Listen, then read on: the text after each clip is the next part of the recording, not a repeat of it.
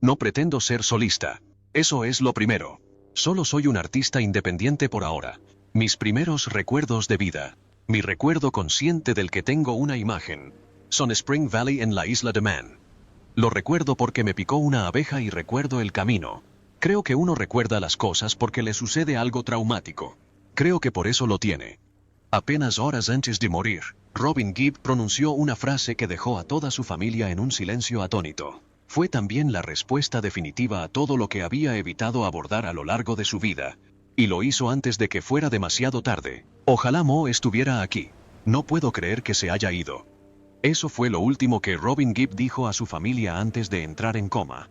Los medios no profundizaron en esas palabras en aquel momento, pero posteriormente se recordaron repetidamente como una clara señal de que Robin ya no quería ocultar lo que una vez había decidido callar. Mo era Morris Gibb, su hermano gemelo, fallecido en 2003. La muerte de Morris no solo se llevó a la mitad de los BG, sino que también dejó un vacío que Robin nunca pudo llenar. En ese momento, Robin se encontraba en la etapa final de su batalla contra el cáncer de colon y de hígado. Durante su última hospitalización, estuvo rodeado de su esposa, Dwina, sus 3 hijos, Spencer, Melissa y Robin John, y su hermano, Barry Gibb. Todos confirmaron que, en sus últimos días, Robin hablaba con frecuencia de Maurice. Barry, en su panegírico en el funeral de Robin, el 8 de junio, dijo que el mayor dolor para Robin en los últimos 10 años fue la pérdida de su hermano gemelo. Creo que lo afectó de muchas maneras. Sin tener que decirlo abiertamente, Robin reconoció en silencio que perder a Maurice no fue solo un shock, sino una herida que nunca sanó. Y a partir de entonces, sus decisiones personales, sus elecciones controvertidas e incluso su silencio sobre los rumores surgieron de esa fractura original. Desde esa última frase, la historia regresa al origen de todo. Un pequeño pueblo costero donde Robin Gibb y su hermano gemelo llegaron al mundo con el mismo aliento y un destino compartido e indivisible. El nacimiento de una leyenda. Robin Hugh Gibb nació el 22 de diciembre de 1949 en la maternidad Jane Crook Hall de Douglas, Isla de Man, como el cuarto hijo de Hugh y Barbara Gibb. En 1955, la familia se mudó de la isla de Man a Manchester, pero no fue hasta 1958, cuando emigraron a Australia y se establecieron en Redcliffe, Queensland, que el camino artístico se abrió para Barry, Robin y Maurice. Allí formaron los Bee Gees, abreviature de Brothers Gibb. Robin solo tenía 9 años por aquel entonces, pero su voz rápidamente llamó la atención gracias a sus actuaciones en el cine local. En 1965, los Bee Gees lanzaron Spicks and Specks, su primer éxito en el mercado australiano. Robin asumió la voz principal, ofreciendo un tono emotivo y marcado con su vibrato característico. Fue también durante esta época que el grupo captó la atención de Festival Records y del productor Bill Shepherd, quien posteriormente desempeñaría un papel crucial en la formación del sonido distintivo de los Bee Gees. En 1967, la familia Gibb regresó a Inglaterra por invitación del productor Robert Stigwood. Con el respaldo de Polydor y Atco Records, los Bee Gees irrumpieron rápidamente en la escena musical internacional. El sencillo, New York Mining Disaster 1941, irrumpió en el top 20 tanto en Estados Unidos como en el Reino Unido, sentando las bases para un mayor éxito. Entre sus primeros éxitos, Massachusetts marcó un punto de inflexión, alcanzando el número 1 en la lista de sencillos del Reino Unido. Robin fue el vocalista principal de la canción, y fue la primera vez que el público mundial reconoció claramente el carácter único de su voz. De 1967 a 1969, Robin continuó liderando una serie de temas destacados: Come Out to Love Somebody, Holiday, I've Got to Get a Message to You y, sobre todo, I Started a Joke. Esta canción se convirtió en un símbolo de su melancólico estilo vocal, descrito por el historiador musical británico Paul Gambaccini como una de las voces más destacadas del soul blanco que surgió en el pop de los 60, con una voz distintiva y un talento compositivo comparable al de su hermano. Robin no solo era miembro de los Bee Gees, sino que se erigió como un pilar por derecho propio. A finales de 1968, los Bee Gees figuraban regularmente en las listas de éxitos tanto del Reino Unido como de Estados Unidos, apareciendo en importantes programas de televisión como Top of the Pops y The Ed Sullivan Show, y siendo comparados con The Hollies, The Byrds y incluso The Beach Boys, Robin entró en la veintena con el respaldo de una serie de éxitos internacionales, una voz respetada tanto por la crítica como por el público, y una presencia en constante ascenso en la industria musical. Pero desde esa sólida base artística, comenzaron a surgir sutiles fracturas. En 1969, Robin Gibb tomó una decisión que sorprendió a toda la industria musical y marcó la primera división real dentro de la familia musical de los Gibbs. Conflicto y fractura. Fue precisamente cuando el grupo empezó a ser conocido como The Second Beatles, que comenzaron a aflorar los desacuerdos internos. En una entrevista con un periódico británico, Robin declaró sin rodeos: yo escribía, yo cantaba, pero al final, alguien más tomaba todas las decisiones. A medida que los medios destacaban cada vez más a Barry como la cara visible de los Bee Gees, las tensiones dentro del grupo se intensificaron. Aunque no llegaron a un conflicto directo, el punto de inflexión llegó a principios de 1969, cuando los Bee Gees se preparaban para lanzar el álbum Odessa. Robin quería que Lamplight fuera el sencillo principal, pero el sello discográfico y Barry optaron por First of May, una balada suave con Barry como vocalista principal. Lamplight quedó relegada a la cara B y a Robin. Ya no se trataba de una preferencia comercial, sino de una declaración tácita de que su voz ya no tenía peso. En marzo de 1969, Robin Gibb dejó a los Bee Gees. No fue una decisión precipitada, sino el resultado de largas frustraciones. Poco después, firmó un contrato en solitario y comenzó a trabajar en su propio material. Su álbum Robin's Reign se lanzó en 1970, con la canción Saved by the Bell, que alcanzó el número 2 en el Reino Unido y vendió más de 1 millón de copias en todo el mundo.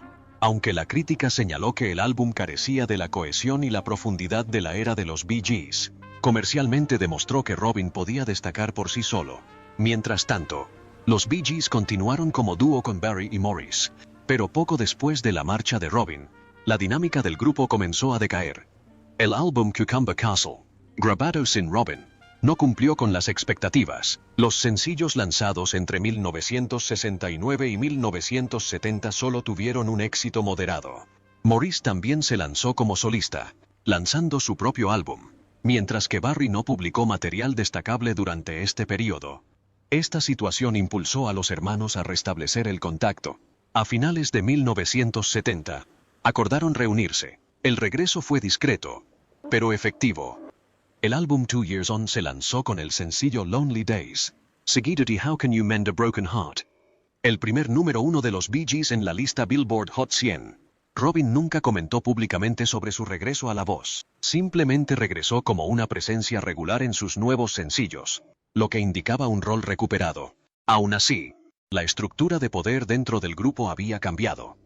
A partir de ese momento, Barry asumió el liderazgo en la definición de la imagen y la estrategia comercial del grupo, mientras que Robin se centró cada vez más en la composición y el apoyo. Las decisiones clave sobre dirección musical, estilo de interpretación y planes de lanzamiento quedaron a cargo de Barry. Con la entrada de los Bee Gees en la era disco con Main Course, 1975, y Special Mensch, Saturday Night Fever, 1977, su reconocimiento mundial se disparó. La banda sonora vendió más de 50 millones de copias en todo el mundo. Ganó el Grammy al álbum del año y catapultó a los Bee Gees a la fama con 6 números 1 consecutivos en las listas Billboard. Pero en medio de esta época dorada, Robin ya no era la voz principal. Éxitos como Stayin' Alive, Night Fever y More Than a Woman fueron liderados vocalmente por Barry. Cuando le preguntaron sobre esto, Robin respondió simplemente: no estoy luchando por el micrófono. Conozco mi papel. No quedó claro si se trató de aceptación o de una decepción silenciosa. Pero a medida que Robin se retiraba gradualmente del escenario musical, los asuntos fuera del escenario comenzaron a acaparar la atención pública. Su vida personal, sus decisiones poco convencionales y sus relaciones controvertidas empezaron a atraer más atención, a veces incluso más que la propia música. Una vida privada llena de controversia. En 1968, a los 18 años, Robin se casó con Molly Hollis, secretaria de la discográfica de Robert Stigwood. La pareja tuvo 2 hijos, Spencer, nacido en 1972, y Melissa, en 1974. Durante la década de 1970, Robin estuvo frecuentemente fuera de casa debido a una intensa agenda de giras, especialmente cuando los Bee Gees centraron su atención en el mercado estadounidense. El matrimonio empezó a desmoronarse, ya que él vivía principalmente en Miami, mientras que Molly y los niños permanecieron en el Reino Unido. Tras años de separación, se divorciaron oficialmente en 1980. Poco después, Robin entabló una relación con Dwina Murphy, artista visual, escritora y seguidora de las creencias druidas. Se casaron en 1985 y tuvieron un hijo, Robin John Gibb, nacido en 1983. Desde el principio, este matrimonio llamó la atención por sus declaraciones públicas, únicas en su tipo en las familias de famosos de la época. Dwina confirmó abiertamente su bisexualidad y practicaba una mezcla de Brahma Kumaris y antiguas prácticas espirituales europeas. Los medios de comunicación describieron su hogar en Oxfordshire como un espacio espiritual, un lugar donde los rituales religiosos y las filosofías orientales se fusionaban con la pintura. El punto álgido de la controversia llegó en 2008, cuando la prensa sensacionalista británica informó que Robin Gibb había tenido un hijo extramatrimonial con la administradora de la casa, Claire Young. La niña, llamada Snow, Evelyn Robin o Juliet Gibb, nació ese mismo año. Dwina no negó la relación. Al contrario, dejó claro que lo sabía y que había accedido porque ese era el estilo de vida que ambos aceptábamos. Fue esta tranquila aceptación la que desencadenó una reacción pública generalizada. Algunos periódicos describieron a Robin y Dwina como una versión moderna de un matrimonio caprichoso de cuento de hadas. El acuerdo abierto en su dinámica tripartita se convirtió en blanco constante de la cobertura mediática británica, pero Robin guardó silencio. Según el testamento publicado en 2012, todo el patrimonio de Robin, estimado en $93 millones, se asignó a Dwina y Robin John. Spencer y Melissa, de su primer matrimonio, recibieron participaciones separadas a través de un fideicomiso distinto. Snow no fue mencionado en ninguna parte del documento. Esta omisión dio lugar a especulaciones de que, tras una apariencia de aceptación, Robin aún mantenía límites personales al definir lo que se consideraba oficial. Cuando le preguntaron sobre su vida personal en una inusual entrevista en 2008, Robin simplemente declaró: "Vivo de una manera que no requiere explicación". Ese fue el único comentario público que hizo sobre el matrimonio abierto, las creencias espirituales o las relaciones externas, independientemente de las historias complejas que rodearon a Robin y Gibb, ya sea sobre el matrimonio, la vida espiritual o las disputas de herencia. Lo que más capturó la atención del público fue su asombrosa perseverancia durante su lucha contra la enfermedad. Tras los focos, se libró una guerra silenciosa que se convirtió en el capítulo más desgarrador de su vida. Las tragedias finales. A partir de 2010, Robin Gibb comenzó a verse notablemente más delgado. Canceló varias actuaciones por problemas de salud. No fue hasta finales de 2011 que la prensa confirmó que Robin estaba en tratamiento contra el cáncer de hígado. Tras un largo periodo en el que se ocultó la información oficial, inicialmente se describió su condición como manejable, pero en cuestión de meses, la situación empeoró rápidamente. En una breve entrevista a principios de 2012, Robin afirmó estar casi curado y se preparaba para lanzar un nuevo proyecto, una pieza sinfónica titulada El Requiem del Titanic. La obra, compuesta junto a su hijo, Robin John Gibb, pretendía conmemorar el centenario del desastre del Titanic. Sin embargo, el día de su estreno mundial, el 10 de abril de 2012, Robin estuvo completamente ausente. La explicación inicial fue fiebre alta debido a una neumonía. En realidad, había entrado en coma varios días antes y recibía cuidados intensivos en el Hospital Chelsea and Westminster de Londres. A partir de entonces, su estado de salud se mantuvo en estricta confidencialidad. La familia no emitió declaraciones detalladas, limitándose a confirmar que luchaba día a día. Una fuente del hospital informó a la prensa británica que Robin se encontraba gravemente débil y casi no respondía. Robin Gibb falleció la noche del 20 de mayo de 2012 a los 62 años. A su lado estaban su esposa, Dwina, su hijo, Robin John, su hija, Melissa, y su hijo, Spencer. Un portavoz de la familia declaró que falleció en paz tras una larga lucha contra la enfermedad. El último proyecto de Robin, The Titanic Requiem, se estrenó posteriormente a nivel mundial, acreditado tanto a Robin Gibb como a Robin John Gibb. Algunos críticos consideraron que, en la música del Requiem, Robin parecía estar componiendo una despedida definitiva. Las melodías solemnes, con secciones corales que superponían escalas mayores y menores, transmitían una sensación de inquietud emocional.